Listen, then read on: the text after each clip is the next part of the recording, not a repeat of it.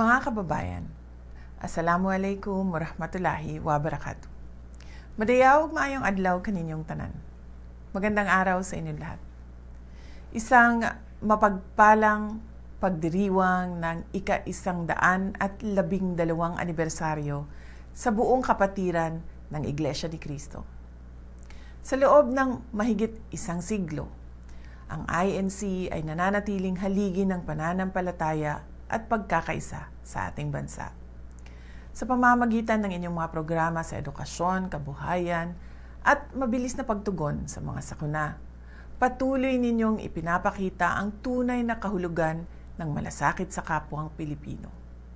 Hindi lamang sa Pilipinas, kundi sa iba't ibang panig ng mundo. Sa panahong nahaharap ang ating lipunan sa mga pagsubok sa ekonomiya at moralidad, ang inyong disiplina at matatag na pamumuno ay gumagabay sa ating mga kababayan tungo sa katwiran at kapayapaan. Kaisa ninyo ako sa panalangin para sa patuloy na pag-unlad ng iyong kawan, sa gabay at pamamahala ng inyong kapatid na Eduardo V. Manalo.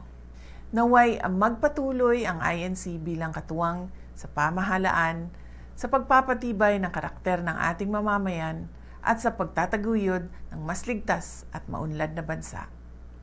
I wish the entire Iglesia ni Cristo a blessed anniversary. May your shared faith and devotion continue to strengthen the foundations of our nation. Maligayang anibersaryo! Mga kababayan, mahalin natin ang Pilipinas. Ibalik natin ang tapang at malasakit.